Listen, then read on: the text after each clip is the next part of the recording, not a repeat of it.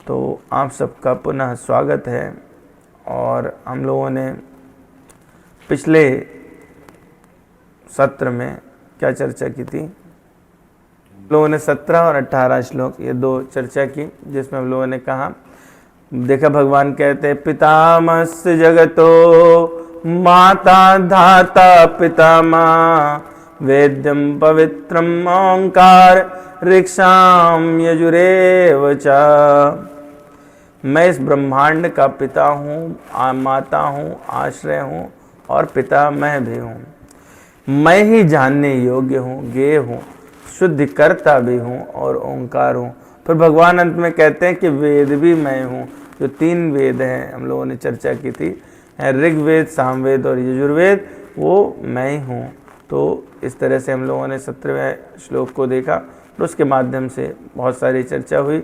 फिर भगवान ने कहा गतिर्भर्ता प्रभु साक्षी निवासा शरणम श्रुहत प्रभवा प्रलया स्थानम निधानम बीजम अव्यहम। तो इसमें कितने घटकों की चर्चा हुई थी, कितने कंपोनेंट थे? बोले सर वो तो नहीं देखा, कोई बात नहीं। 12। गति अहम अस्य जगतः भर्ताम अस्य जगतः प्रभु साक्षी निवास शरणम सुहत प्रभवा प्रलया स्थानम निधानम बीजम अव्ययम। इतने 12 घटक इनकी चर्चा की हम लोगों ने। और देखा कि भगवान ने कहा कि गति भी मैं हूँ, जिसको प्राप्त करना है ना। हम लोगों ने जाना कि गति क्या होती है। गति अहम अस्य जगतः। और जीवों की गति के लिए 2 चुनाव हो सकते हैं, या तो भगवान की सेवा कर लो या माया की सेवा कर लो, है ना। और फिर हम लोगों ने देखा कि जो जैसी सेवा करता है उसको ऐसा प्राप्त होता है। फिर भगवान जो है वो क्या है, प्रभु भी हैं, यानी प्रभुता उन्हीं की है, प्रभुत्व उनका है, नियंत्रण उनका है। फिर हम लोगों ने देखा कि निवास भी वही हैं, साक्षी भी वही हैं, है ना। सबको भगवान हमारे परमात्मा हृदय में बैठ के देख रहे हैं। फिर जगत में जिसका निवास हो और जगत का निवास जिसमें हो, वही कहलाते हैं जगन निवास, है ना। और जो जगत के नाथ हों वो कहलाते हैं जगन्नाथ। हम लोग शरण भी उन्हीं के लेते हैं। फिर हम लोगों ने देखा कि मित्रों के 4 स्तर होते हैं, बंधु सखा, प्रिय सखा और सुहृद। सबसे उच्च स्तर है सुहृद सखा, और भगवान के अलावा कोई सुहृद नहीं है। तो ये हम लोगों ने चर्चा की। फिर हम लोगों ने ये भी देखा कि प्रभाव जो है इस जगत में वो भी कौन है, भगवान है। और उन्हीं के प्रभाव से ब्रह्मांड की रचना होती है, वर्षों तक चलता है। और अंत में भगवान कहते हैं मैं प्रलय भी हूँ, मैं ही स्थान हूँ जिसमें सब जाके जीव निहित हो जाते हैं और फिर वहाँ से स्वर्ग और महास्वर्ग की स्थिति होती है। तो वो वापस आते हैं, प्रलय में भगवान में ही चले जाते हैं और वहाँ से आते हैं। कैसी भी अवस्था हो, सबके सब कार्य मेरे में ही होते, इसलिए मैं निधान हूँ। और फिर भगवान ने कहा कि मैं बीज हूँ, लेकिन बीज वो हूँ जो कभी खर्च नहीं होता। जैसे संसार में देखते हैं कि बीज बो दिया जाता है, तो बाद आप अगर जड़ खोदोगे तो बीज नहीं मिलेगा। क्यों? क्योंकि बीज खर्च हो गया, उसी से पौधा उत्पन्न हुआ, है ना। पुनः बीज होता है, लेकिन वो कैसा है, व्यय होने वाला बीज है। परंतु भगवान कैसे अव्यय बीज है, उन्हीं से सब उत्पन्न होते हैं। तो यहाँ तक की चर्चा हम लोगों ने पिछली बार की थी। और अब आज हम लोग इससे आगे की चर्चा करेंगे। तो आज का जो श्लोक है वो 19वां श्लोक है। भगवान कहते हैं तपाम्यहं वर्षं निगृह्णामि उत्सृजामि च अमृतं चैव मृत्युश्च सदसच्चाहम् अर्जुन।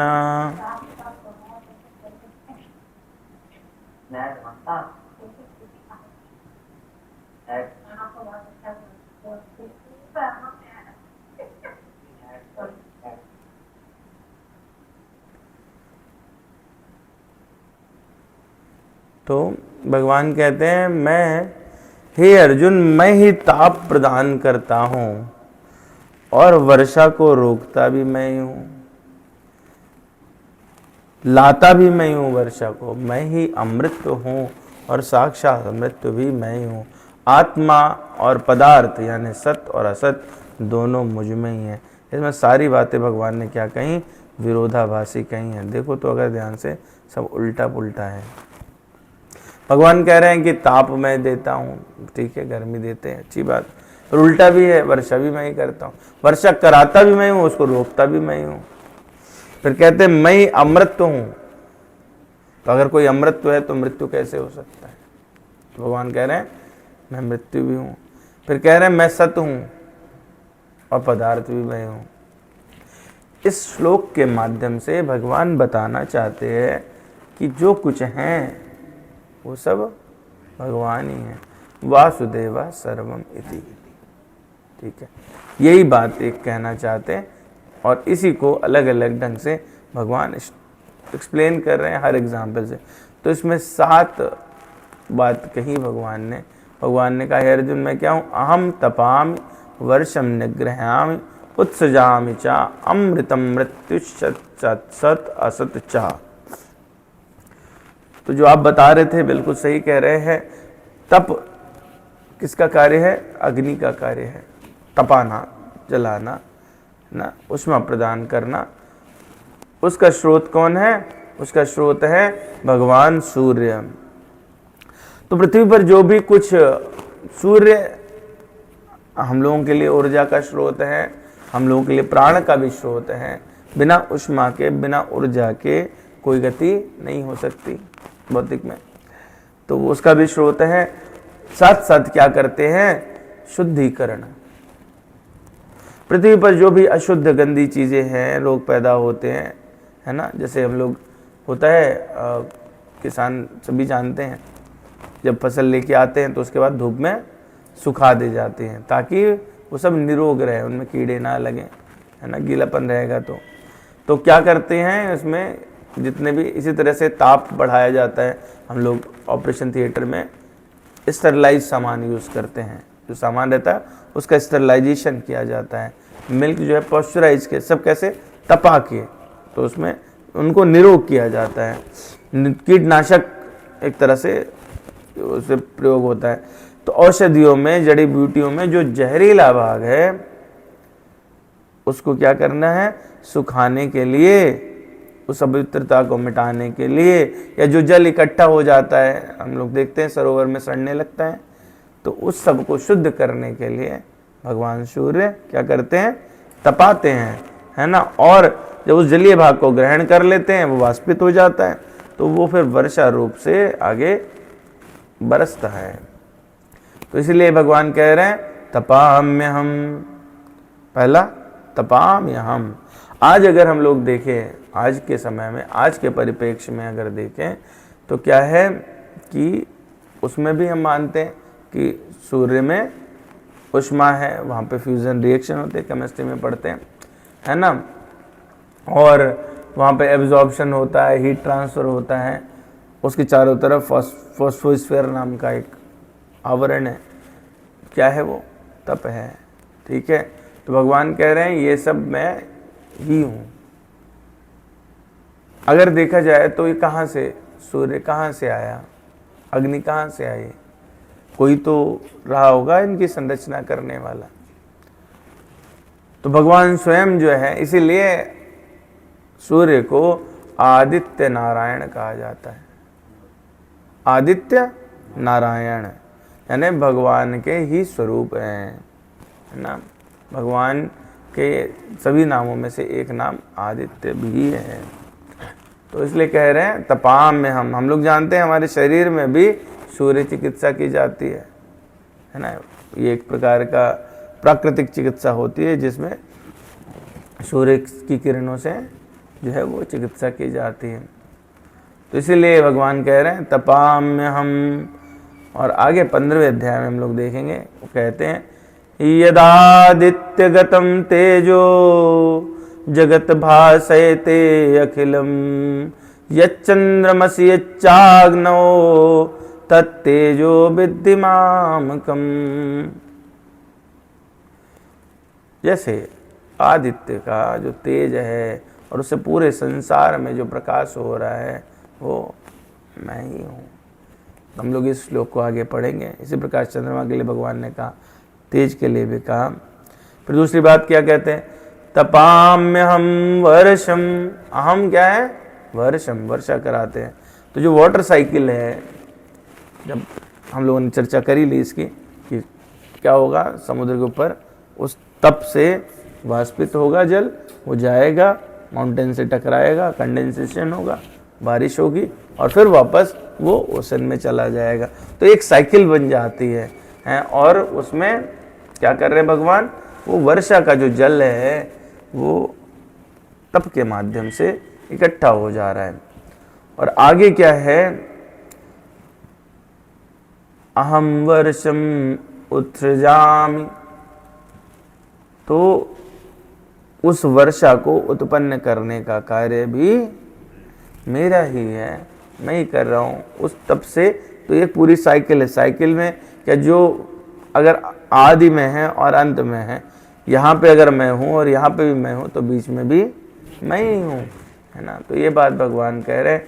और क्या कहते हैं आगे, अमृतम चैव अहम अमृतम, जीवों का प्राण धारण करते हुए जीवित रहना।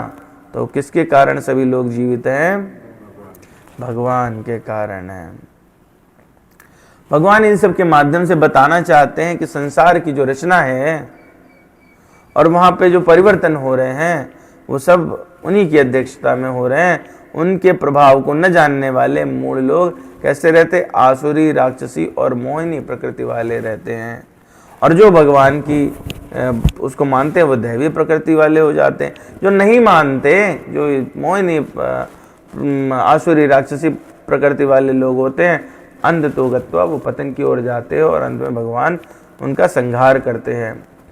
तो अगर असत में देखो यानी पदार्थ में देखो तो भी भगवान है, और सत में यानी आत्म स्वरूप होके देखो तो भी भगवान है। जो इस दोनों स्वरूपों में भगवान को देखते हैं वो कैसे हैं, वो दैवी प्रकृति वाले लोग हैं, वो भक्त लोग हैं। इसीलिए भगवान कह रहे हैं कि अमृतम चैव मृत्युश्च सद सच्चाहम अर्जुन, मैं ही अमृत हूँ और मैं ही मृत्यु हूँ, दोनों चीजें मैं ही हूँ। क्योंकि जीवों को धारण करते हुए न जीवित रहना न मरना, मतलब मरे नहीं और जीवों को धारण किए रहे। आत्मा क्या करता है, एक शरीर से दूसरे शरीर में चला जाता है, तो वो क्या कर रहा है, जीव को धारण कर रहा है। जैसे हम वस्त्र धारण करते हैं और फिर बदल जाते हैं, लेकिन आत्मा तो है ना, जीवित रहता है। तो सभी प्रकार से अगर देखें तो क्या हूँ मैं, जीवित रहने का कारण हूँ, मेरे कारण ही सब संसार में है। हम लोग को पता है कि भीष्म पितामह जो थे उनको इच्छा मृत्यु का वरदान था, है ना। तो ये किसके तेज से संभव है, ये भगवान के तेज से ही संभव है ना।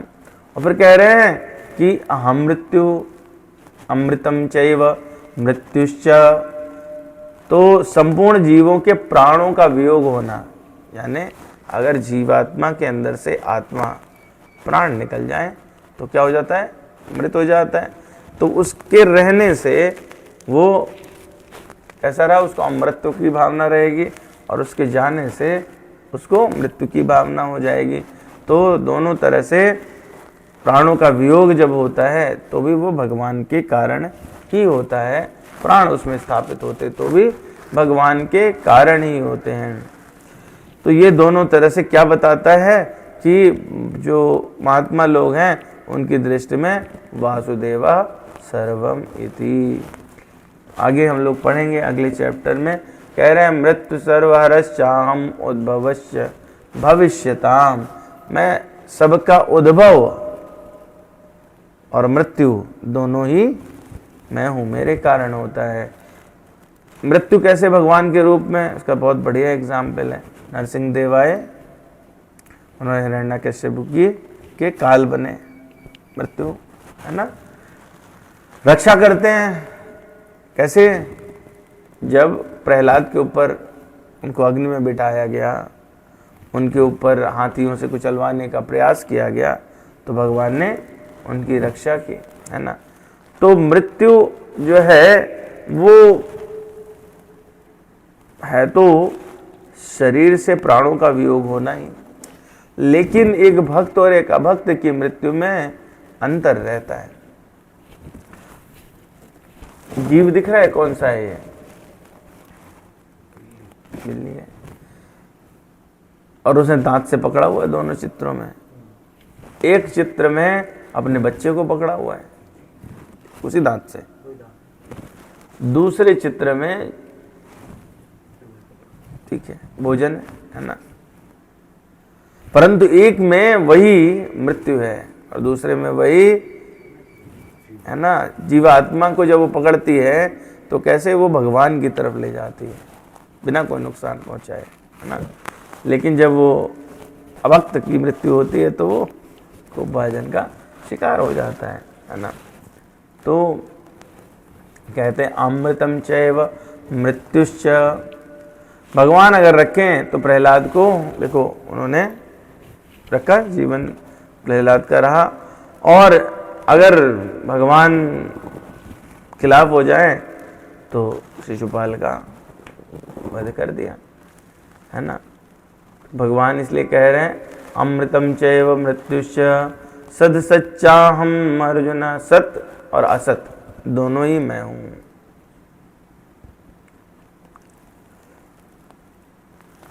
तो दोनों ही कैसे हैं, जो भी स्थूल दिखाई दे रहा है संसार में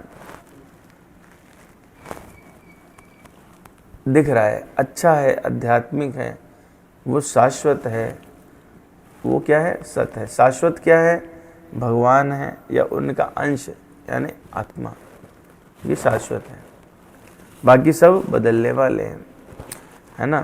तो हम लोग समझे कि दोनों में ही भगवान है।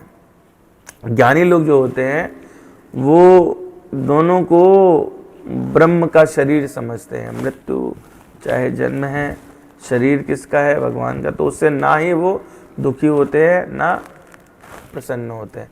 ब्रह्मभूत प्रसन्नात्मा न सोचती न कांक्षती, न उन्हें किसी प्रकार की आकांक्षा रहती है, न किसी चीज़ का शोक करते हैं। और सत और असत हैं, तो ऐसे में जितना जड़ चेतन है सब क्या है, वो भगवत स्वरूप ही है। सृष्टि के पूर्व असत ब्रह्म थे, पदार्थ था, सृष्टि हुई तो उस पदार्थ से यानी भगवान ने उसमें क्या किया, दृष्टिपात किया, और उसके दृष्टिपात से सारी चीज़ें उत्पन्न हुई, सर्गादि प्रक्रिया होती है। तो वो इसीलिए कह रहे हैं कि मैं सत भी हूँ और असत भी हूँ। जो नहीं दिख रहा है, जो दिख रहा है उसको आप संत समझते हो, तो जो नहीं दिख रहा है वो क्या है, सूक्ष्म है, और जो भौतिक है, बदलने वाला है, अशाश्वत है, वो दोनों ही मैं हूँ। तो जैसे भक्तों के लिए मैं क्या हूँ, अब इसमें दो खंड हुए ना। भगवान ने क्या बोला, तपामि हम वर्षम निगृह्णामि उत्सजामि चा अमृतम चैव मृत्युश्च सद सच्चाहम् अर्जुन। तो भगवान ने उल्टी उल्टी बातें कही, तपामि वर्षम उत्सजामि, ठीक है, फिर कहते अमृतम मृत्यु, सत और असत। तो जो विरोधाभासी है वो भक्तों के लिए है और जो अनुकूल है वो भक्तों के लिए है। अर्जुन से कह रहे हैं मैं अर्जुन जैसे भक्तों के लिए अत्यंत अनुकूल हूँ, परंतु असुरों के लिए कैसा हूँ, अत्यंत प्रतिकूल हूँ। इसीलिए गोस्वामी जी लिखते हैं भगवान कैसे हैं, आदि अंत को जा सुन पावा मति अनुमान निगम यस गावा। जिसका आदि और अंत नहीं मिले, तो निगम यानी वेद और पुराण है ना, आगम और निगम, आगम वेद को कहते हैं, निगम पुराण आदि। तो जो निगम है वो क्या कह रहे हैं, अपनी जितनी थाह लगती है, पुराणों से जितनी पहुंच है, उस पहुंच से वो भगवान को बता तो नहीं सकते, पर जितनी पहुंच है उतने से उनका वर्णन करते हैं। तो इसलिए भगवान कैसे हैं, आदि अंत को जासु न पावा मति अनुमान निगम यस गावा और बिनु पद चलाई सुनाई बिनु काना, कर बिनु कर्म कराई विधि नाना। दिखाई भी नहीं देता, पैर भी नहीं दिखते, लेकिन चलता है, बिना कान के सुन लेता है, और बिना हाथों के सारे कार्य हो जाते हैं। आनन रहित सकल रस भोगी, बिनु बानी बक ताबड़ जोगी। शकल नहीं दिखाई देती, चेहरा नहीं दिखाई देता, मुख नहीं दिखाई देता, लेकिन समस्त रसों को भोगने वाले भगवान है। और बिना वाणी के ऐसे आवाज भी नहीं सुनाई पड़ती, लेकिन योगियों के समान या योगियों से बढ़ के भी बोलने वाले। तनु बिनु परस नयन बिनु देखा, ग्रह घ्राण बिनु बास असेखा। अस सब भांति अलौकिक करनी, महिमा जासु जाई नहीं बरनी। भगवान जो भी कर रहे हैं वो सब कैसा है? अलौकिक है, उसकी महिमा कहीं नहीं जा सकती। तो भगवान इसलिए बहुत सारे उदाहरण लेके अर्जुन को समझाने का प्रयास कर रहे हैं कि मैं हूँ ये सब। ये जय हिम गावहीं वेद बुध, जाहि धरहि मुनि ध्यान। सोई दशरथ सुत भगत हित, कौशलपति भगवान। जिसको वेद और सारे मुनि गाते हैं, ध्यान करते हैं, वो भगवान कैसे हुए? संतों के हित के लिए दशरथ जी के पुत्र बनकर उत्पन्न होते हैं। तो वो भक्तों के लिए अत्यंत अनुकूल हो जाते हैं और असुरों के लिए अत्यंत प्रतिकूल हो जाते हैं। इस प्रकार के भगवान हैं। तो भगवान आगे बता रहे हैं अर्जुन को कि अर्जुन को जब ये बात कही कि भक्तों के लिए अनुकूल हैं, अभक्तों के लिए प्रतिकूल हैं, तो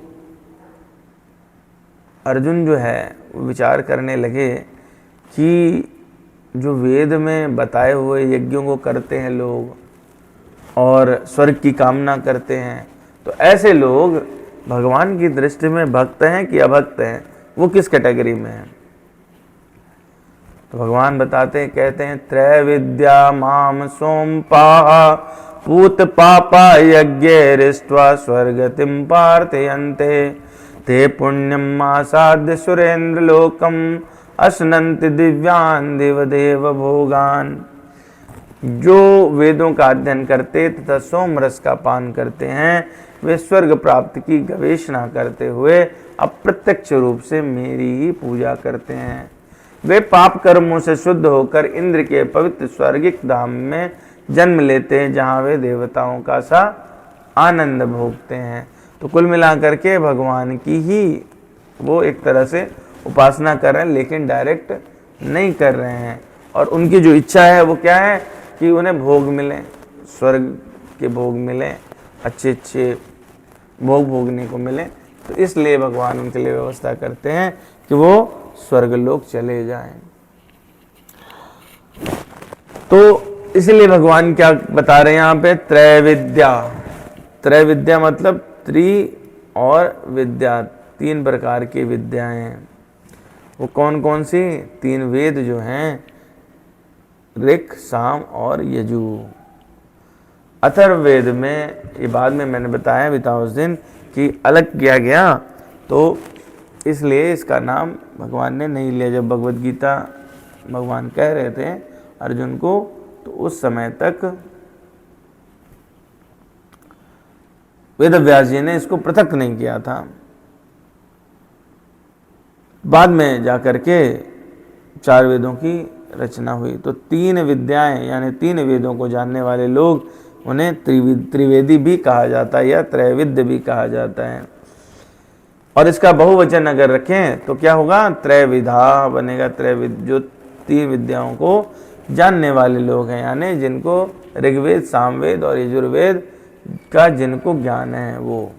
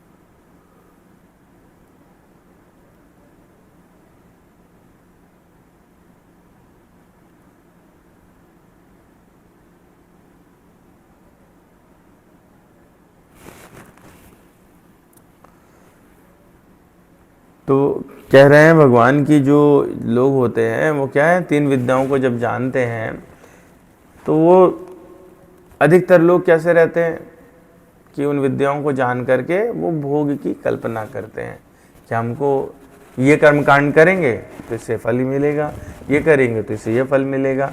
और उनमें लोग कुछ कैसे हैं जो विशेष बुद्धिमान हैं। तो विशेष बुद्धिमान क्या है कि वो अपने हृदय में इस बात को थोड़ा और जान समझने लगते हैं कि सकाम कर्मों का और उनके फलों का क्या प्रभाव पड़ता है। कई बार वो यहाँ के मृत्युलोक के भोगों की परवाह नहीं करते, लेकिन फिर भी उन्हें उच्च लोकों की आकांक्षा बनी रहती। तो उनसे थोड़ा बुद्धिमान तो हुए, जो लौकिक संग्रह की बात करें उनसे थोड़ा बुद्धिमान तो हुए, लेकिन वो अभी पारलौकिक उसको नहीं देख रहे हैं। वो कहाँ तक देख रहे हैं, उनकी दृष्टि मात्र स्वर्ग तक है ना, उससे ऊपर नहीं है। तो इसमें जो है वो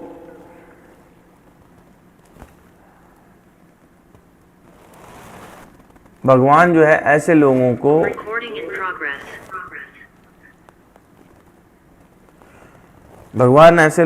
जो है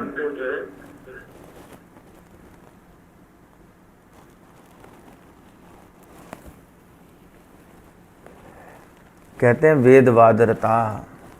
दूसरा अध्याय उसमें हम लोगों ने चर्चा की थी, उसमें भगवान ने कहा कि बहुत बार क्या होता है कि वेदों में कैसी है, अलंकृत भाषा है, उसमें अलंकारमयी मतलब ऐसी भाषा है जिसमें हम फंस जाते हैं। जब वेदों को पढ़ते हैं तो उसमें क्या मिलता है कि ये करेंगे, ये कर्मकांड, अधिकतर कर्मकांड हो 70 to 80% वेदों में जो वर्णन है वो कर्मकांड का वर्णन है। तो उसमें कर्मकांड के फिर फल भी हैं। तो ये कैसी हुई, अलंकार का मतलब होता है जिसमें आप फंस जाओ, जिसको जो देख के सुंदर लगे, है ना। तो वैसे वर्णन में हम अक्सर क्या होता है, फंस जाते हैं। उस वर्णन में फंसने के कारण हम फिर वैसी बात करने लगते हैं। तो अर्जुन से यही बात भगवान बताना चाहते हैं। वहाँ पे उन्होंने दूसरे अध्याय में कहा था, यामिमां पुष्पितां वाचम प्रवदन्त विपश्चिता वेदवादरता पार्थ नान्यद स्थितिवादिना। फिर आगे बोले, कामात्माना स्वर्गपरा जन्म कर्म फल प्रदाम क्रिया विशेष बहुलाम भोगैश्वर्य गतिम प्रति। अल्पज्ञ लोग कैसे रहते हैं, वो जो भाषा है वेदों में उसमें अच्छा जन्म मिल जाए, शक्ति मिल जाए, प्रभुत्व हो जाए, इसकी विभिन्न विधाएं रहती हैं, उनसे आकर्षित हो जाते हैं। और उनसे आकर्षित होने के कारण वो उसी में फंसे रहते हैं, उससे आगे नहीं बढ़ पाते। और साधारणतः जो है अधिकतर लोग वो वेद के कर्मकांड बताए हुए जितने हैं उसी में फंसे रहते हैं। इससे ऊपर उनका मैक्सिमम जो वो है स्टेज है पहुंचने का, वो कहाँ तक है, स्वर्गलोक में पहुंच जाएं। और उनसे जो है दूसरा क्या रहता है, अपनी कैसे एज बढ़े, कैसे हमको सुख की प्राप्ति हो। तो उसके लिए जो तरीका बताया गया स्वर्ग आदि में जो होता है वो क्या है, सोम रस का पान करना। तो सोम रस के विषय में एक भ्रांति है, सबको लगता है कि वो साधारण मदिरा है, तो ऐसा नहीं है। त्रैविद्या माम सोमपाहा पूत पापा यज्ञ रिष्ट्वा स्वर्गतिम पार्थयन्ते। अंत में क्या मिलेगा, स्वर्ग मिलेगा उन्हें। तो सोमपाहा क्या है, सोम को पीने वाले। ये सोमलता और सोमवल्ली नाम की एक लता होती है ना। और शास्त्रों में कहा जाता है कि जब शुक्ल पक्ष होता है तो जैसे जैसे चंद्रमा की कला बढ़ती है और जैसे जैसे फिर कृष्ण पक्ष में कला क्षीण होती है, ऐसे ही सोमलता शुक्ल पक्ष में बढ़ती है, उसका एक एक पत्ता बढ़ता है। जब 15वें दिन होता है तो पूरा बिल्कुल खिली हुई मिलती है और अमावस्या तक पूरे पत्ते गिर जाते हैं। तो उस सोमलता के का जो रस निकलता है, सोम क्यों है, क्योंकि चंद्रमा के प्रभाव से है। तो उससे जो रस निकलता है उसको क्या कहते हैं? सोम रस कहते हैं। और जब उसे यज्ञ करते समय उस सोम रस को वैदिक मंत्रों द्वारा अभिमंत्रित कर लिया जाता है, तो वो अभिमंत्रित रस जो उस लता से निकला हुआ रस है, वो क्या होता है? वो ऐश्वर्य को देने वाला होता है। उसमें बहुत सारी क्वालिटीज़ डेवलप हो जाती है, जिस प्रकार के मंत्र से अभिमंत्रित किया जाए, है ना। तो इसलिए उसको क्या कहते हैं? सोम रस कहते हैं। वो सोम रस कोई साधारण है, ऐसी चीज़ नहीं है कि बोले सोम रस का पान तो वहाँ इंद्र भी करते हैं, हम यहाँ पे टेक के खड़े हो गए, कौन सी बड़ी बात हो गई, ठीक है ना। गलत रस सेंस में नहीं, मतलब सेंस ही नहीं है, सेंस ही नहीं है, सेंस ही नहीं है, ठीक है। तो ये रस क्या है? देवताओं के लिए अच्छा पेय है। इसको पीने से शरीर में सुदृढ़ हो जाता है और इंद्रियों को भोगने की शक्ति आ जाती है। तो भगवान क्या कह रहे हैं? त्रय विद्या माम सोमपाह पूत पापा, पापों से जो पवित्र हो जाते हैं। तो पापों से पवित्र कुछ लोग अनुष्ठान से, फिर अभिमंत्रित सोमरस पीने से, तो स्वर्ग के जो प्रतिबंधक पाप है, मतलब स्वर्ग तक पहुंचने से जो उन्हें रोक रहे हैं, वो नष्ट हो जाते हैं और वो कहाँ पहुंच जाते हैं? स्वर्ग में पहुंच जाते हैं। तो पूत पापा की सही सही व्याख्या अगर देखी जाए तो इस प्रकार से यज्ञ आदि से भी कर सकते हैं, लेकिन भगवान इसका उपाय जो है वो हम लोग जब पढ़ेंगे श्रीमद् भगवद गीता का आखिरी अध्याय, तो वहाँ पे 66वें श्लोक में भगवान ने कहा, सर्वधर्मान्य परित्यज्य मामेकं शरणं व्रज अहम त्वाम सर्व पापेभ्यो मोक्षयिष्यामि मा शुचा। मैं आपसे प्रॉमिस करता हूँ कि मैं तुम्हारे सारे पापों को नष्ट कर दूंगा, क्षमा कर दूंगा। तो भगवान जो है वो ना तो आपको सोमरस की ज़रूरत है, सिर्फ भगवान के शरण लेने की ज़रूरत है।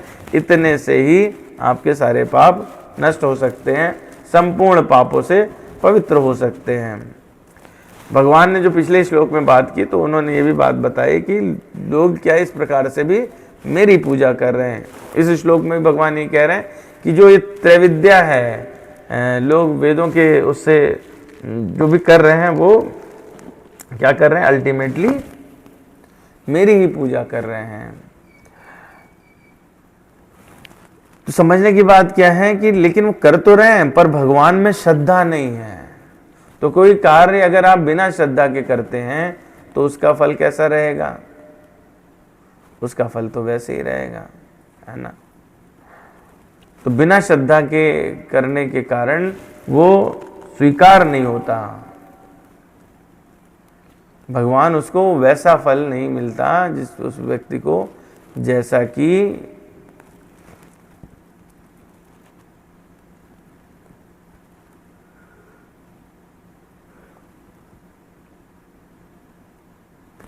उस तरह से मिल जाता। तो ये विधि क्या है? सही नहीं है। इसीलिए भगवान आगे हम लोग पढ़ेंगे 2-3 श्लोक बाद 23वां श्लोक है, जिसमें भगवान कहते हैं कि वो करते तो मेरी पूजा है, लेकिन विधि पूर्वक नहीं करते, अविधि पूर्वक गलत ढंग से करते हैं। और गलत ढंग से करने के कारण उन्हें जो मिलना चाहिए उससे वो वंचित रह जाते हैं। वो कामना की प्राप्ति के लिए करते हैं पूजा, तो उन्हें कामना जो है वो उनकी पूरी हो जाती है। लेकिन जितने कर्म कांडे ब्राह्मण हैं वो क्या करते हैं? स्वर्ग जाने के लिए भगवान का यज्ञ करते हैं, और उन्हें फिर चूंकि वो अविधि पूर्वक कर रहे हैं, तो जो वो आकांक्षा रख के करते हैं उतनी आकांक्षा पूरी हो जाती है। लेकिन वो भगवान की शरण लेके अगर करते हैं तो वो कैसे भगवत धाम को प्राप्त करते। एक कथा आती है, एक बार क्या हुआ कि भगवान कृष्ण अपने बाल सखाओं के साथ गायें चरा रहे थे। फिर उन्होंने देखा कि कुछ कर्मकांडी ब्राह्मण वहां पर क्या कर रहे हैं? यज्ञ कर रहे हैं, जिससे वो स्वर्ग प्राप्त करें। तो भगवान को लगा कि ये यज्ञ कर रहे हैं, यज्ञ जो है वो हम लोगों ने चर्चा की थी, यज्ञ क्या है? विष्णु स्वरूप है, भगवान विष्णु के लिए ही यज्ञ किए जाते हैं। तो उन्होंने कहा चलो अब ये मेरे लिए कह रहे हैं, मैं तो हूँ ही यहीं पर, इनका कल्याण कर देता हूँ। तो भगवान उनको अवसर देने के लिए पहुँचे और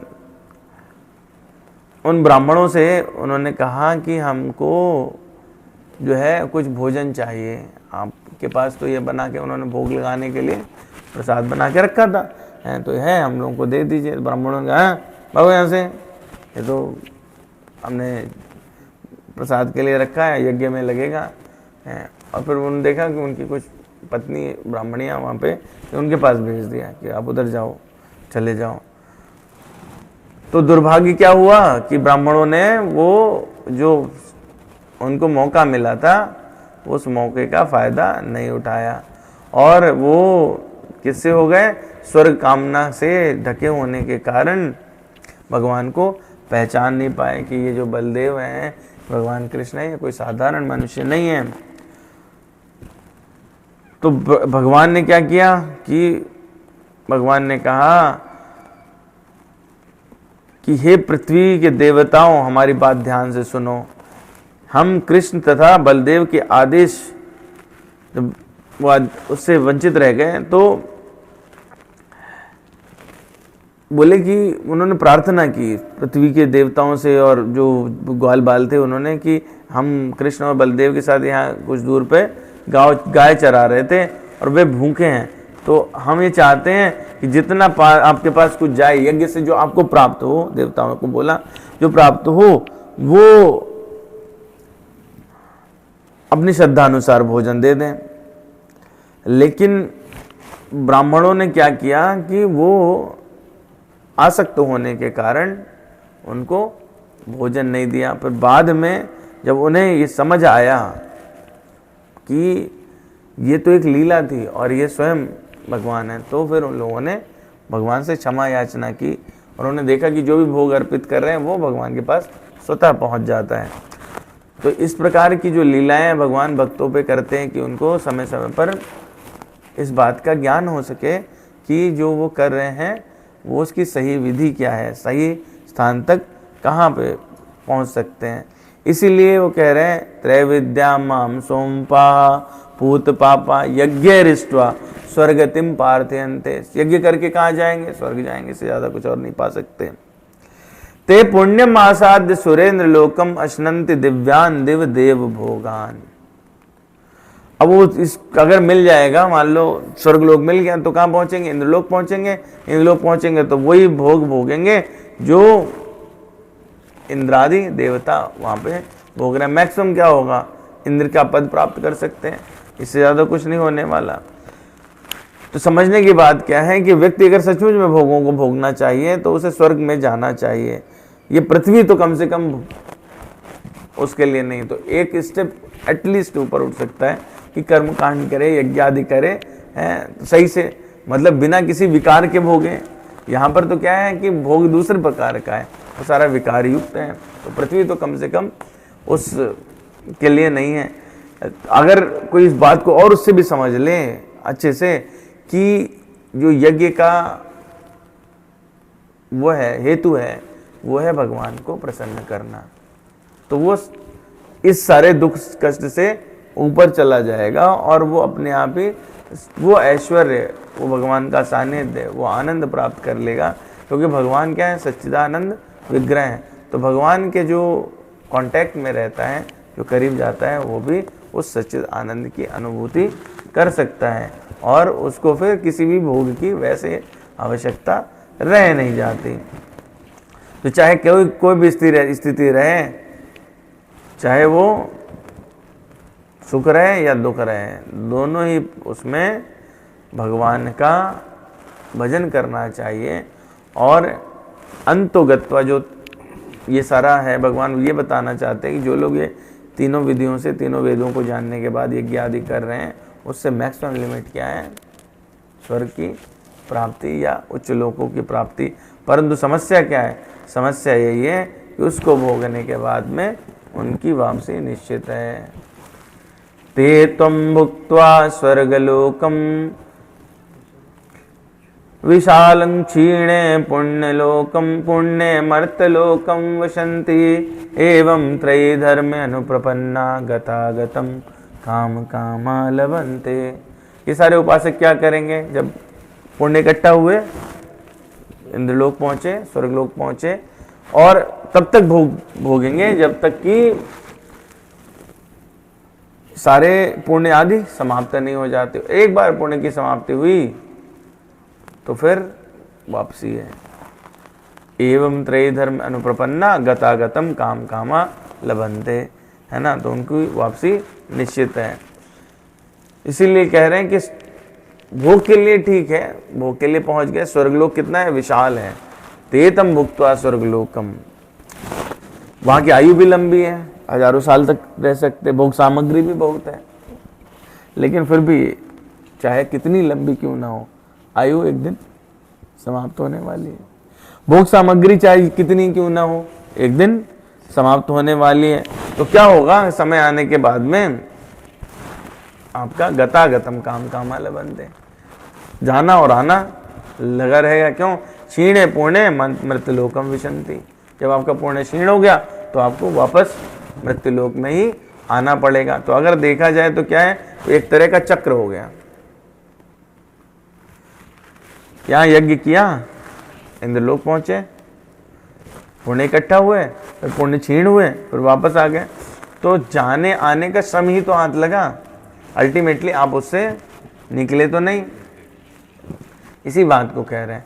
तो कह रहे हैं कि जो वेदों के अनुसार यज्ञ करके स्वर्गलोक को जाते हैं, वहाँ के देवताओं के दिव्य भोगों को भोगते भी हैं, लेकिन फिर भी उनको वो नहीं मिलता। अब ये जब अर्जुन ने सुना कि भाई 3 वेदों को जानना है, स्वर्गलोक में जाना है, तो भोग मिलना है, बहुत अच्छी बात है।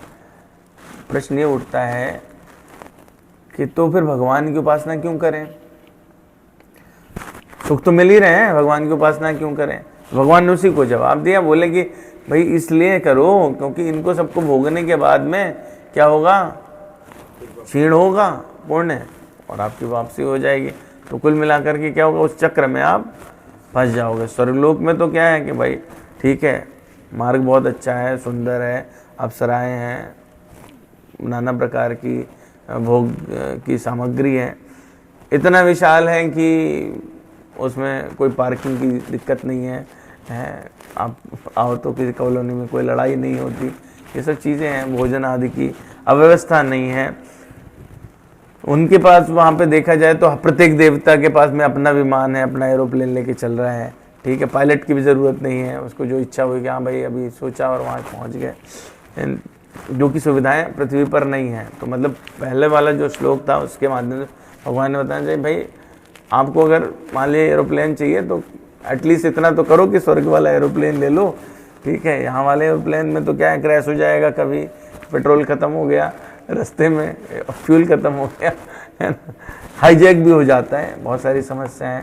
पायलट नाराज़ हो गया, बोले अब नहीं चलाऊँगा, आज मेरा मन नहीं है, तो ऐसी समस्याएं हो सकती। फिर है कि उसके लिए हेलीपैड चाहिए, आपको एक रनवे चाहिए, है ना, पर वहाँ पे ये सब असुविधाएं नहीं हैं। जो पृथ्वी लोक की समस्याएं हैं, धूल है, यहाँ पे मिट्टी है, गर्मी सर्दी, मौसम का बदलना, ये सब चीज़ें वहाँ नहीं हैं। वहाँ पे वृद्धावस्था भी नहीं होती, थकावट भी नहीं आती, किसी प्रकार की दुर्गंध नहीं है, जो शरीर है वो दिव्यता है। पूरा वर्णन है इस चीज़ का, स्वर्गलोक कैसा है ये इसका पूरा वर्णन महाभारत में मिलता है, अन्य पुराणों में भी मिलता है। तो ये सब है वहाँ पे कि वहाँ पे निरंतर सुगंध रहती है। लेकिन समस्या क्या है, उस सुगंध का एक लिमिटेड पीरियड है। जैसे अगरबत्ती जलाते हैं, अपन जब तक जल रही है तब तक सुगंधित वातावरण है, उसके बाद में हवा उसको उड़ा ले जाएगी, ठीक है। तो जब वो अगरबत्ती क्षीण हुई तो उसके बाद जैसा पुराना वातावरण था वो हो जाता है। क्षीणे पुण्य मृत्युलोकम विशंति, तो पुण्य क्षीण होने के बाद में आपको मृत्युलोक में आना पड़ता है। श्रेष्ठ सुविधाएं जरूर है, लेकिन उसे वहाँ सदा रहने नहीं दिया जाता।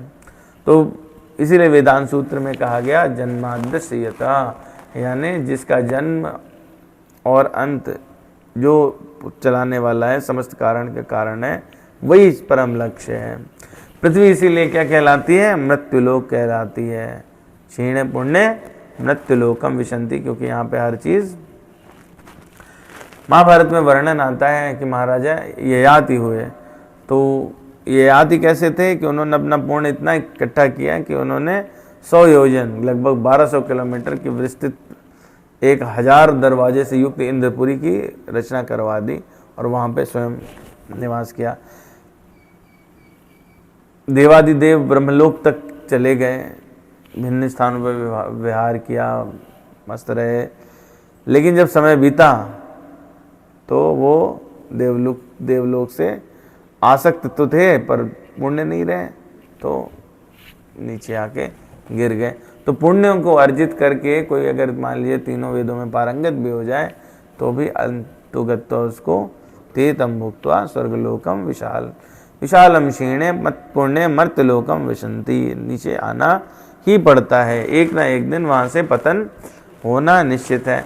तो इससे क्या है, इससे क्या है, त्रयी धर्म अनुप्रपन्ना एवं त्रयी धर्म अनुप्रपन्ना गतागतम काम कामा लभन्ते, 3 प्रकार के धर्म, उन धर्मों को वो पालन करते हुए उसका आने जाने का चक्कर लगा रहता है। टू एंड फ्रो मोशन है, तो टू एंड फ्रो है तो क्या हो गया, वो एक तरह का चक्र बन गया, उस चक्र को वो लोग नहीं तोड़ पाते। इससे क्या होगा, वो नहीं तोड़ पाते तो नहीं तोड़ पाते भैया, दिक्कत क्या है इसमें, चक्र में लगे रहो। जब आप किसी चक्र में फंस जाते हैं तो आपको कुंठा उत्पन्न होती है कि हम तो फंस गए। वो फसंत जो है उससे अगर मुक्ति चाहिए तो हमको ऐसी जगह जाना होगा जहाँ कोई कुंठा नहीं हो, और जहाँ कोई कुंठा नहीं है उस लोक का नाम है वैकुंठ लोक।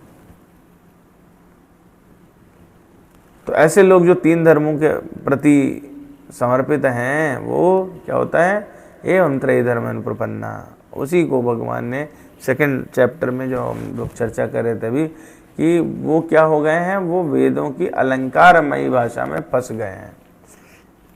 हम लोग को होता है ना आकर्षण, मान लीजिए कोई ऑफर दे, अभी फ़ोन आते हैं ना ऐसे बीच बीच में हैं, बोले आपको साहब सवेरे देखो तो 10 लाख रुपए का आपको इंस्टेंट लोन आपके उसमें मैसेज में रखा होता है, ठीक है, उसको क्या बोलते हैं, प्री सैंक्शन लोन रखा होता है, उसमें कोई लिंक भी दिया रहता है। आपने बस उसके चक्कर में फंसे और लिंक पे क्लिक किया, उसके बाद अकाउंट में जो था सब हो गया, ठीक है। तो वो क्या है, अकाउंट में क्या थे, पुण्य थे, लिंक पे जो उसमें वेदों की भाषा है उसमें क्लिक किया, स्वर्ग की प्राप्ति हो गई, अकाउंट खाली हुआ, वापसी हो गई, ठीक है।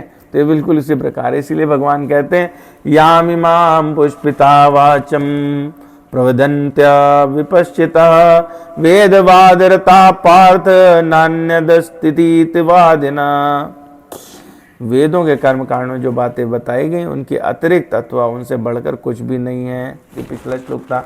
अगले श्लोक में भगवान कहते हैं कामात्माना स्वर्ग परात् कर्म जन्म कर्म फल प्रदाम क्रिया विशेष बहुलाम भोग ऐश्वर्य गतिम प्रति। हे प्रथानंदन, जो कामनाओं में तन्मय हैं, फंसे हुए हैं, वो स्वर्ग को ही श्रेष्ठ मानते हैं। क्यों? क्योंकि वेदों के द्वारा उनको ऐसा लगा, उसकी अलंकार की भाषा में फंस गए। वो वेदों में कहे हुए सकाम कर्मों में प्रीति रखने वाले हैं, उनके हिसाब से भोग के अलावा कुछ और नहीं है, उसमें फंस जाते हैं। और वे कौन कैसे हैं? वे अविवेकी मनुष्य हैं।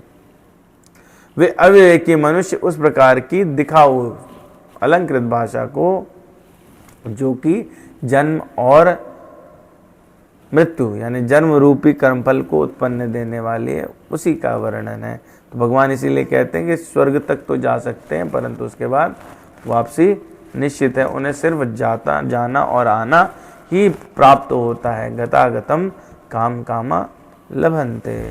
तो जो संसार में अत्यधिक आसक्त है, उसके लिए इस आसक्ति को छोड़ करके जाना बहुत ही मुश्किल कार्य होता है।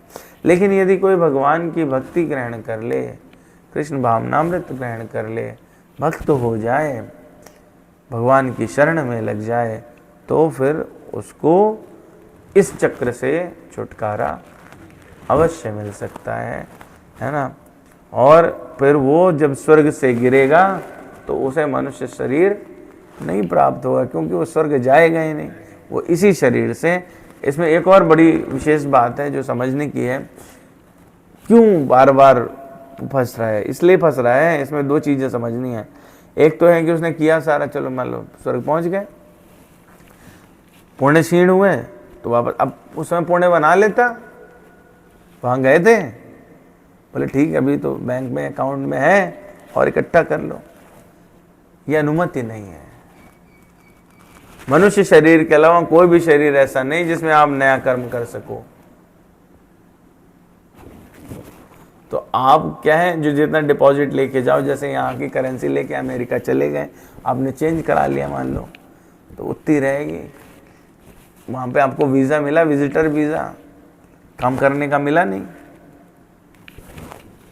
तो आप वापस जब आओगे तो जेब में है ना खाली रहेंगे, ठन गोपाल बन के आएंगे। तो यहाँ भी कुछ नहीं रहा, बेच बाँच के गए थे, वापस आए तो अब यहाँ पे कुछ है नहीं, खाली है।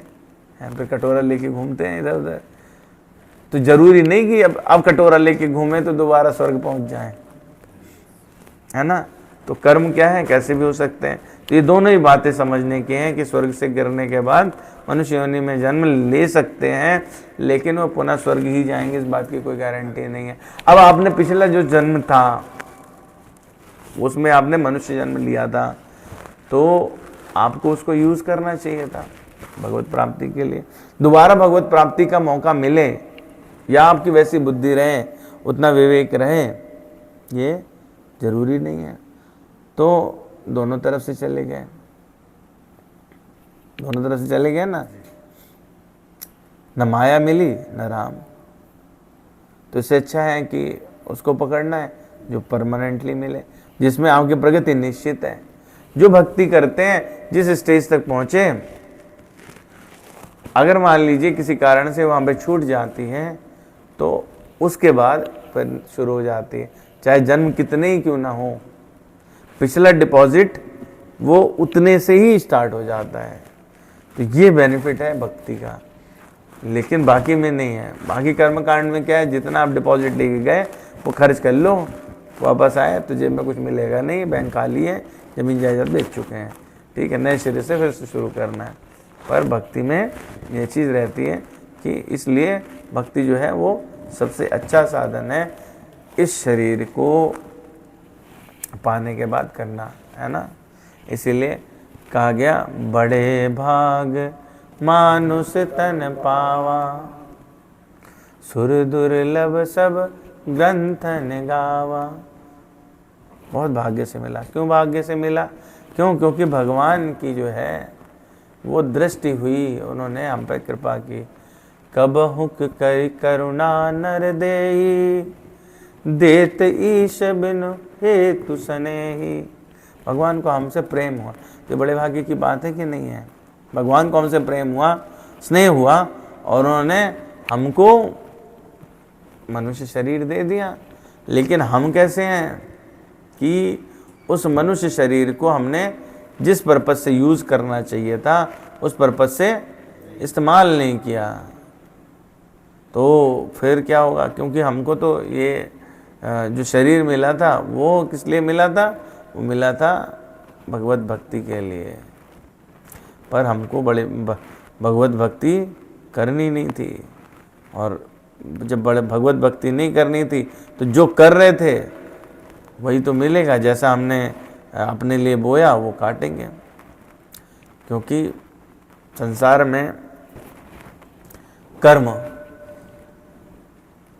चाहे वो शुभ है और चाहे अशुभ है, चाहे किसी प्रकार का वो है, लेकिन आपको भोगना तो पड़ेगा ही। अपने कर्म जो भी आपने किए हैं वो भोग आपको भोगने ही पड़ेंगे, इसमें कोई संशय नहीं है, किसी प्रकार का कोई संशय नहीं है। तो इसीलिए गोस्वामी जी ने लिखा कि बड़े भाग मानुष तन पावा, सुर दुर्लभ सब ग्रंथ निगावा, साधन धाम मोक्ष कर द्वारा, पाए न जह पर लोक संवारा।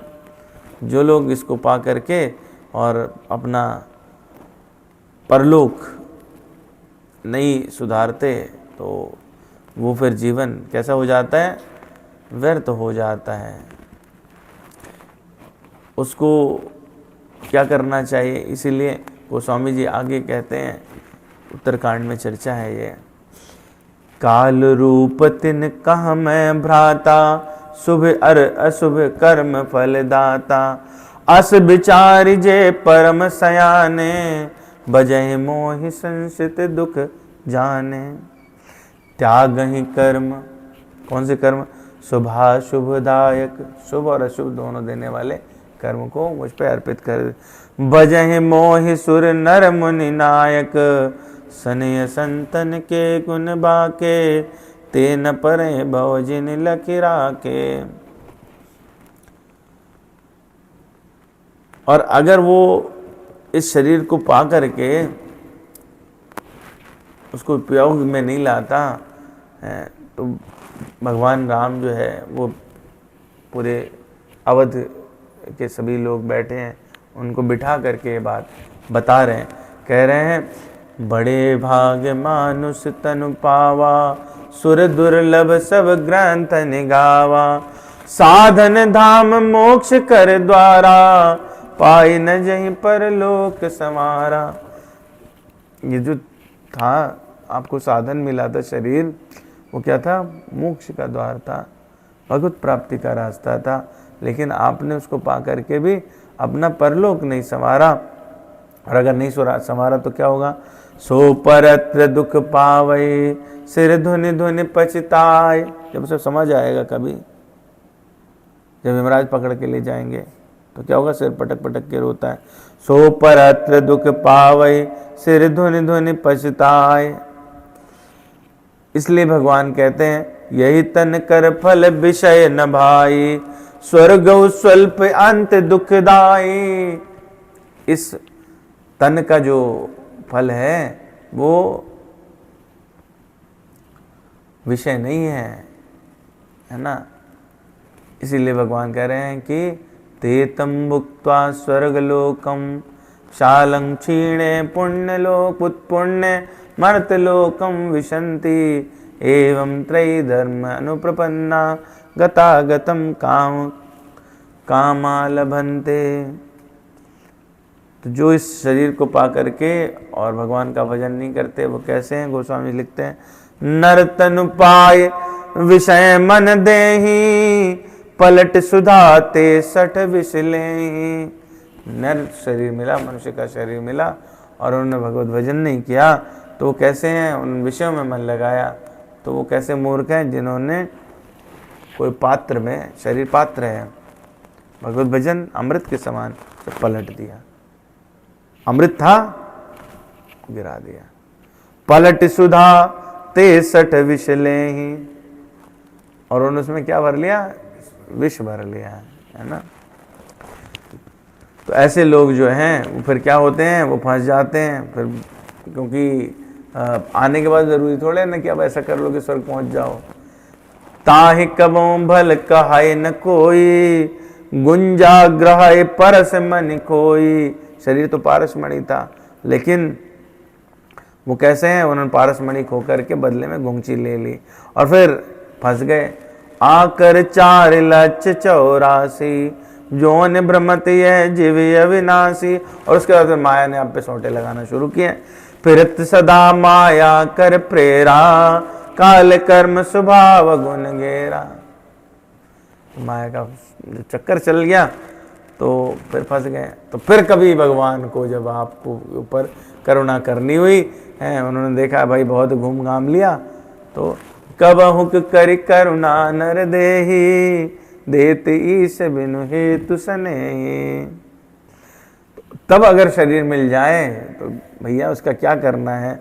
नर तनु भव बारिद कहूँ बेरो, सन्मुख मरुत अनुग्रह मेरो, कर्णधार सदगुरु दृढ़ नावा, दुर्लभ साज सुलभ करि पावा। ऐसा शरीर जब मिले तो उसके लिए शरीर क्या है? जहाज की तरह है, और भगवान की कृपा उसको चलाने वाली वायु है। हवा से चलता है ना जहाज, तो भगवान की कृपा आपको मिले और ये शरीर रहे, और फिर उसका कौन होना चाहिए? नायक कौन होना चाहिए? उसको ले जाए, कप्तान कौन होना चाहिए? वो सद्गुरु है। गुरु मिले तो वो उस नाव को, आपके शरीर रूपी नाव को भगवान की कृपा के साथ के ले जाएगा।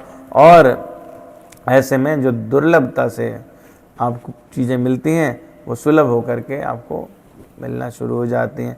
तो आगे गोस्वामी जी लिखते हैं, जो न तरय भव सागर, नर समाज यस पाय, सो कृत निंदक मंदमति, आत्माहन गति जाए। बहुत बड़ी बात कही उन्होंने। कहा जो ऐसे लोग ऐसे साधन पा करके भी इस भवसागर से ना तरें, वो कैसे हैं? वो मंदमती हैं, मूर्ख हैं, वो निंदा के योग्य हैं, और वो आत्महत्या कर रहे हैं, स्पिरिचुअल सुसाइड कर रहे हैं, है ना। तो उनको आत्महत्या वाली ही गति मिलती है। जो आत्महत्या करने पर जो जिस प्रकार के पाप का भागी होता है, उसी प्रकार की गति उनको मिलती है। तो इसी के साथ आज की चर्चा को विराम, वाणी को विराम। आप सबकी बड़ी कृपा रही कि जिससे मैं वाणी को शुद्ध करने के लिए कुछ कह पाता हूँ। अगला जो श्लोक है वो हम लोग अगली बार चर्चा करेंगे। बहुत ही सुंदर श्लोक है। भगवान ने क्या किया, पूरा जितनी चीज़ें थी सब निचोड़ी और असली बात यहाँ करके कह दी है। अनन्याश्चिन्तयन्तो माम ये जना पर्युपासते तेषां नित्यभियुक्तानां योगक्षेमं व्याम्यहम्। भगवान क्या करते हैं? जो अनन्य भाव से मेरे दिव्य स्वरूप का ध्यान करते हुए निरंतर मेरी पूजा करता है, उसको जो भी आवश्यकताएं होती हैं, तेषाम नित्य अभियुक्तानाम, जिसकी डेली की जो आवश्यकताएं हैं, योगक्षेमम व्याम्यम, मैं उन्हें स्वयं पूरा करता हूँ, कोई दूसरा नहीं। भगवान किसी को भेजते नहीं है उसके लिए, खुद आते पूरा करने। डेली अगर कोई भक्त है और उसकी आवश्यकता पूरी होती है तो भगवान स्वयं आ करके उसकी आवश्यकता पूरी करते, कोई तीसरा व्यक्ति नहीं आ रहा उसमें। आवाज़ बंद हो गई, हाँ कोई बात नहीं। तो इसी उसके साथ वाणी को विराम।